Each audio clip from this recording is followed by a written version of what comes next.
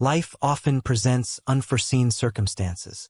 I own a narrative that I have not disclosed to many, as it is intricate. Have you ever experienced the sensation of traversing a precarious boundary between right and wrong, not out of desire but due to life's circumstances? That was my sentiment on that particular day, as if the universe possessed a perverse sense of humor and I was the subject of its jest. It all commenced on an unremarkable Saturday afternoon. I was engaged in nothing extraordinary. During a leisurely weekend, I engaged in some household chores, accompanied only by the soft hum of the dryer. While sorting through my closet to determine items for donation, I discovered an old miniskirt. Although I no longer wear such garments, I believed I had outgrown that phase. However, as I held the skirt, memories surged forth. It was a vestige of my youth, a time when confidence was innate and life revolved around enjoyment and liberation. On a whim, I decided to try it on and slipped into it. I had low expectations, but when gazing into the mirror, I couldn't suppress a giggle at how the garment clung to me more snugly than I recalled, accentuating both undesirable and perhaps desirable areas. I was only experimenting to check whether it fit when I heard a tap at the door. Who could it be? I muttered to myself. My hair was disheveled. I was not attired to make an impression, nor was I anticipating anyone's arrival when I answered the door. There stood my nephew. Jason was no longer a child. He had matured. At 22, he was entirely robust. With broad shoulders and an air of confidence, he was the type of individual who could enter a room and captivate attention. He had a bag of tools, displaying the casual smile he consistently wore. "Auntie, you called regarding the leaky faucet?" I recalled that I had completely forgotten to ask him to come by and repair the sink in the guest bathroom. Although I felt somewhat ashamed about my attire, I chose not to emphasize it and instead laughed it off. "Indeed, please enter. The bathroom is located down the hall." He walked past me, and I observed him momentarily hesitate, his gaze flickering toward me before swiftly averting. Perhaps it was merely my imagination, yet there was an unusual atmosphere. Jason commenced his work on the sink while I returned to my closet, but throughout, I sensed an odd tension, neither negative nor anticipated. Are you familiar with the sensation when someone's gaze lingers excessively, despite their attempts at subtlety? I initially dismissed it as just overthinking, considering he is my nephew. However, as I passed the bathroom to retrieve something from the kitchen, Jason abruptly blurted out, "Hey, Auntie, may you please come here briefly? I believe I require assistance." The subsequent events exacerbated my confusion. Upon entering the bathroom, I found Jason crouched with his sleeves rolled up, exposing his robust, tanned arms. He held a wrench in one hand and gestured towards the faucet with the other. "I believe the pipe is stuck," he stated, glancing up at me. "Can you hold this while I attempt to loosen it?" Nodding, I leaned in to grasp the faucet. The bathroom was diminutive, and before I realized it, we were nearly shoulder to shoulder. I endeavored to disregard the closeness, yet I could sense the warmth of his arm grazing mine as he worked. I glanced at him, and that was when I noticed it. Jason. He was not solely fixated on the pipe. His gaze frequently shifted toward me, as if he were attempting to discern something. It was subtle, not apparent to anybody else, but I perceived it. "Everything was satisfactory?" I inquired, disrupting the stillness. He gazed at me and, for a little while, exhibited reluctance before smiling. His customary relaxed smile accompanied my anxious laughter as I attempted to alleviate the tension. "Well, you are the expert, correct?" There was no pressure. Yet, I could not overlook the manner in which his gaze lingered for an excessive moment. After a few minutes, he ultimately released the pipe and rose, dusting his hands on his trousers. "All done. It should be as good as new," he said. "Thank you," I replied. In an attempt to appear nonchalant, he remarked, "You're a lifesaver," while leaning against the counter, regarding me with an inscrutable expression. "You know, Auntie, I don't believe I've ever seen you in attire like that before." I momentarily froze, my cheeks reddening. "Oh, this," I responded with an awkward laugh, pulling at the hem of the miniskirt. It's merely something I discovered in the back. Regarding the items in my closet that I intended to give, Jason first remained silent. He continued to gaze at me, his eyes betraying an unreadable emotion. Then he smiled, except this time it felt distinct, almost as if he understood. "It suits you," he said, his tone gentler than usual. I was at a loss for words and stammered, "Thanks, I suppose." Experiencing self-consciousness, I promptly turned to go. The bathroom hoping to put some distance between us, but as I stepped out, Jason followed his footsteps close behind Auntie. He said, stopping me in the hallway. I turned to face him, my heart pounding. Yeah, he hesitated like he was searching for the right words. "You ever feel like something's happened for a reason?" "What do you mean?" I asked, genuinely confused. He opened his mouth to say something, then shook his head, laughing it off. "Never mind. Forget I said anything."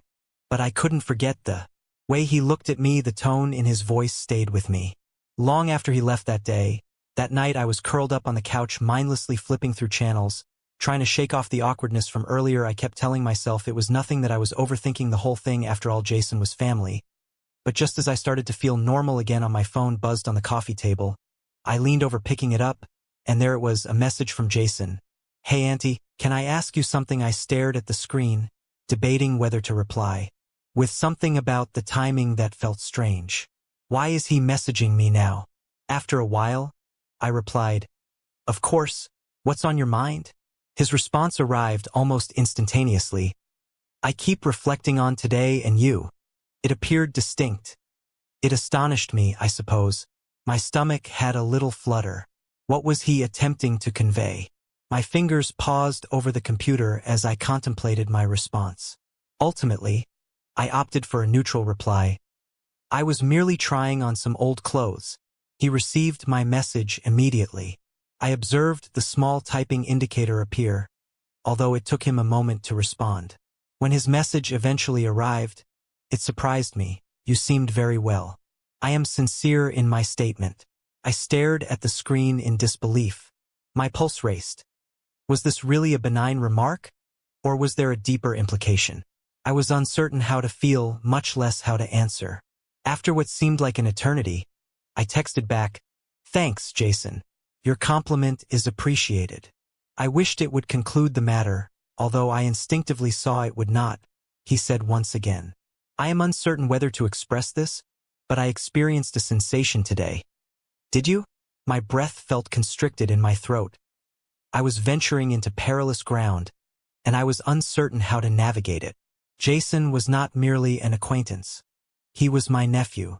Whatever emotions he believed he was experiencing were misguided. However, rather than dismissing him outright, I found myself hesitating. Perhaps out of curiosity or a desire to avoid causing him distress.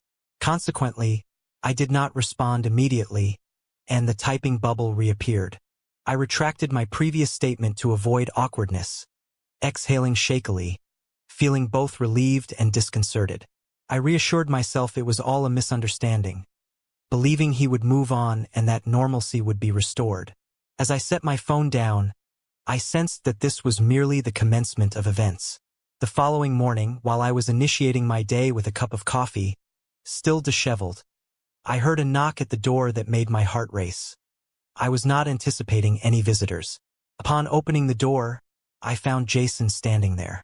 With his hands in his pockets, he appeared as nonchalant as ever. Nonetheless, there was a notable change in his mood, as his customary carefree smile was absent, supplanted by a serious face that I did not recognize. I acknowledged Jason, attempting to conceal my astonishment. "What are you doing here so early?" He entered without waiting for an invitation. "I was in the vicinity and thought I would visit." It was a tenuous reason. Jason did not reside anywhere near my area, but I refrained from confronting him. Instead of addressing it, I closed the door and followed him into the living room. He sat on the couch, leaning forward with his elbows on his knees. The air was thick with unsaid tension. "Is everything all right?" I inquired while taking a seat.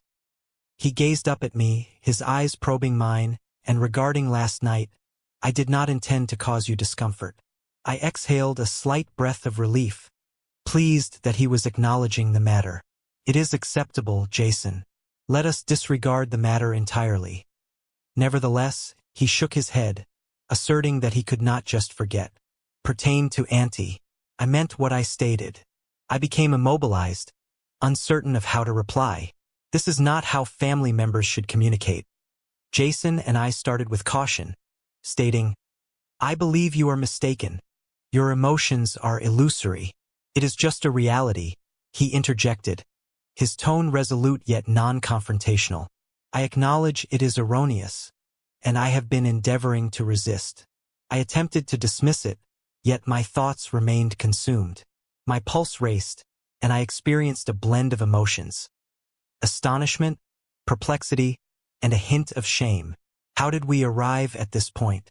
Jason, I implored, my voice quavering, you must cease this. You are my nephew, and this is inappropriate. He nodded slowly, his eyes cast downward. I understand. I understand it is wrong, but I felt compelled to express my emotions, as suppressing them was tormenting me. For a moment, the room was enveloped in silence, save for the faint ticking of the clock on the wall. I was at a loss for words, uncertain how to rectify this situation, or if it was even salvageable. Ultimately, I rose, needing to create distance between us. Jason, I believe you should depart. We both require time to contemplate this. He gazed at me, his face a blend of remorse and yearning. Very well, he whispered softly. But this is not the final discussion we will have on this matter. He departed without further comment, and as the door shut behind him, I had a surge of relief accompanied by a persistent anxiety as the evening sun cast elongated shadows over the living room. I noticed the edge of an envelope protruding from beneath the front door, and my chest constricted as I approached, fully aware of its sender before I even retrieved it. I opened the paper with shaky hands, my heart racing in my ears. The handwriting was obviously Jason's, neat and methodical, as if each word had been meticulously selected. The message stated, Auntie, I know you requested my departure, and I respect that, but I cannot feign that these feelings do not exist. I am not requesting anything. I only need you to understand that if you wish for me to distance myself, I would comply without hesitation. Conversely, if there exists even a modicum of reciprocal sentiment, kindly inform me, as I will be awaiting your response. I rose, there, gazing at the words, uncertain whether to feel anger, flattery, or fear. A multitude of ideas raced through my mind. Is he serious? Is it possible for him to? I felt this way, yet part of me hesitated to discard it entirely. I folded the paper and concealed it in a drawer, out of sight but not out of mind. I convinced myself that I would not react and that ignoring him was the optimal course of action. But deep inside, I saw that this was not concluded. Later that night, as I attempted to sleep, my phone vibrated once again. Jason was the individual. Jason, I understand I previously stated I would not disturb you, but I want confirmation of whether you received my message. I gazed at the message, contemplating a response. Ultimately, I replied, yes, I received it, but Jason, this must cease. His answer was quite instantaneous. It is detrimental to both of us. I will cease if you desire. Please inform me candidly. Harbor any feeling for me, even a little. My fingers poised over the keyboard. Admitting anything would exacerbate the situation, and denying it felt disingenuous. Consequently, I responded, Jason, you're my nephew. That's all I can say. It was not the response he desired, but it was the only one I could provide. The following morning, I arrived at work, eager to divert my attention from recent events. My job served as my sanctuary, a realm where I could concentrate on tasks and leave personal issues behind. However, as I sat at my desk sorting through emails, I experienced an unsettling sensation, as if someone were observing me. I looked up and froze. Jason stood just outside the office window, his hands buried deep in his pockets, appearing both conflicted and resolute. What was he doing? I murmured under my breath, feeling my chest constrict. I promptly excused myself and stepped outside before he could enter and exacerbate the situation. Jason, what are you doing here? I inquired, attempting to maintain a composed tone. I needed to see you, he said, With a quiet yet earnest tone, "You did not respond to my inquiry last night, Jason. I have previously conveyed that this situation is unhealthy. We cannot continue this dialogue, yet you did not refute it," he remarked, approaching closer. "You did not mention you." I felt nothing as I stepped back, my hands clutching the strap of my bag. "This isn't about emotions, Jason. It's about morality. Whatever you perceive this to be, it is incorrect." He sighed, raking his hand through his hair. "I recognize its wrongness. I've reminded myself countless times, yet I cannot govern my feelings." His words lingered, dense and disquieting. I was at a loss for a response, so I began to depart. "Auntie, wait!" he called out. He grasped my arm softly yet firmly, causing me to freeze as I glanced down at his hand before meeting his gaze. There was an unrefined vulnerability in his face that made it difficult to just walk away. "I am not attempting to ruin your life or complicate matters for you," he stated. "I want clarification on the possibility. If none exists, I shall withdraw."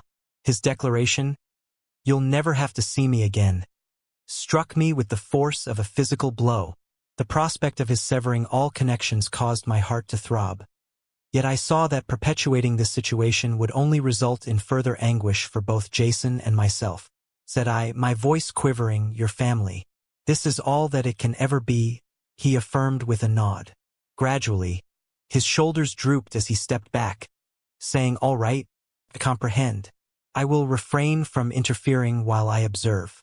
As he walked away, I experienced an unusual blend of relief and sorrow, believing that it marked the conclusion and that we could finally progress. However, later that evening, I received a call that disrupted everything. Jason had been involved in an accident. Upon my arrival at the hospital, his words to me altered everything. The call had come late. In the evening, as I was preparing to retire for the night, my phone vibrated persistently on the coffee table when I observed Jason's name illuminate on the screen. My stomach sank, but it was not Jason on the line. It was a woman's voice from Mercy General, stating, "Your nephew has been in an accident. He is requesting your presence." Panic surged within me, and without inquiring further, I seized my keys and hurried out the door. Upon arriving at the hospital, my heart raced.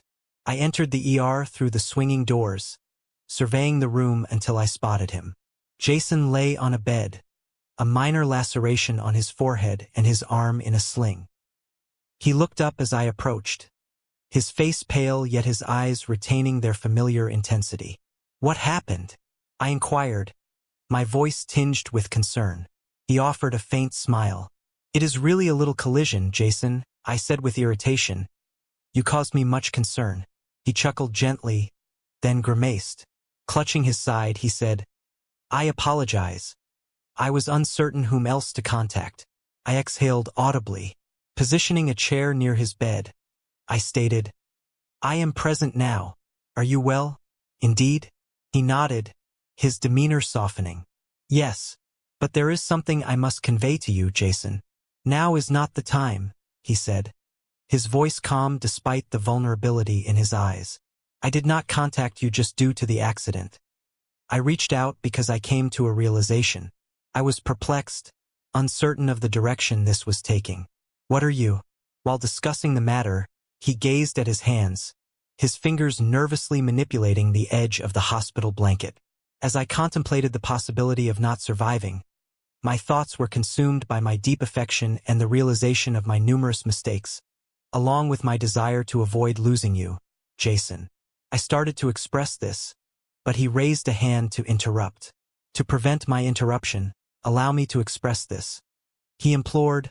"I acknowledge that I have transgressed boundaries, and I loathe myself for it, but this is not a mere fleeting sentiment for me. I have deeper affection for you than I have for anyone else, and I see its impropriety, yet I am unable to resist it." His words lingered in the atmosphere, weighty and unrefined. I was at a loss for words. A part of me wished to console him, assuring him that everything would be fine, yet another part recognized that this was not a matter I could remedy with mere kind words. Before I could articulate my thoughts, a nurse entered the room, dispelling the tension. "Visiting hours are over," she stated with a courteous yet assertive smile. I rose, feeling both relieved and inundated. Get some rest, Jason. We will discuss this later. He nodded, maintaining eye contact as I exited and drove home. I often revisited his statements in my thoughts. I believed I had made the correct decision by departing, although upon my return, I encountered an unsettling presence at the home that prompted me to reevaluate everything as I approached. The house exuded an unnerving silence as I navigated the driveway. I entered, removed my shoes, and observed an unfamiliar small package on the kitchen table, inscribed with my name in Jason's handwriting. I hesitated before opening it, my hands trembling slightly. Inside, I found a letter and a small photo album. The letter commenced with, "Auntie, I know you requested that I cease communication, but I must elucidate everything, even if this is our final conversation. Please read this and peruse the album. Thereafter, if you desire my absence from your life, I will honor your wishes." I fully unfolded the letter, my eyes scanning the text. From the moment I returned here, I sensed a change in our dynamic. Initially, I could not comprehend it. I initially perceived it as just adoration or respect. Nevertheless, it gradually became evident that it transcended those sentiments. I see how this may be interpreted, and I have endeavored to resist it. However, I am unable to do so. Transform my emotions. You have consistently supported me more than anybody else. You have witnessed my lowest moments and still show concern, which I do not take for granted. I hesitated, my pulse racing. The gravity of his words was nearly overwhelming, yet I continued reading. I put together this album to remind myself of everything I love about you, not in a way that crosses lines but as a way to process my feelings. You'll find photos of us from family gatherings, moments where you were laughing or just being yourself. I'm sharing this with you because I don't want to keep secrets anymore. I'll respect whatever decision you make. But I couldn't let this go unsaid. I set the letter down and opened the album. The photos were familiar family barbecues, holiday dinners, and random snapshots I didn't even remember being taken. Each one was accompanied by a small note in Jason's handwriting pointing out details. He appreciated how happy I looked, at how kind I was to others, and how much he admired my strength. Tears welled up in my eyes. It was overwhelmingly touching and deeply unsettling. I closed the album and sat there for a long time trying to process everything. Jason wasn't just expressing infatuation. He was laying bare his heart in a way that felt impossible to ignore. But what could I do? I refrained from discouraging him, not only because it was morally objectionable but also because it would jeopardize our family, but completely excluding him seemed as harsh, considering the evident distress he was experiencing. Before I could determine my course of action, my phone buzzed again. Jason sent a message inquiring if I had received the package. He requested confirmation of its receipt and indicated that if I wished for him to leave, I should simply say so, and he would depart by tomorrow. I contemplated Jason's message for what seemed like an eternity, my emotions clashing with my rationality in an uncontrollable struggle. He had placed the decision squarely in my hands, a choice that could irrevocably affect both our lives and our family. I responded, instructing Jason to visit the following day for a discussion. The next morning, he arrived punctually, exhibiting both anxiety and optimism. I welcomed him inside, and we took seats together. Situated opposite one another in the living room, the atmosphere was laden with unexpressed sentiments. "Jason," I commenced, my tone resolute yet tender, "I have perused the letter and examined the album. I recognize the considerable thought and effort you invested, and I cannot deny its emotional impact on me. However, we must establish certain boundaries for both our well-being." He acknowledged my words with a nod, though his demeanor remained cautious. "I comprehend. I only required you to be informed. That is all I am aware of regarding my emotions," I stated. Leaning forward, "I must convey that I love you as family. That is the extent of my feelings. Your emotions towards me stem from appreciation and thankfulness, which is okay, but we must not conflate those sentiments. For an alternative, it would ultimately be detrimental to both of us." He gazed at his hands, his expression a blend of relief and melancholy. "I comprehend," he stated softly. "I do not wish to lose you. Auntie, I will endeavor to release this matter. I extended my hand and grasped his, applying a little pressure. You will not lose me. Jason, but you need to take some time to figure out what's really going on.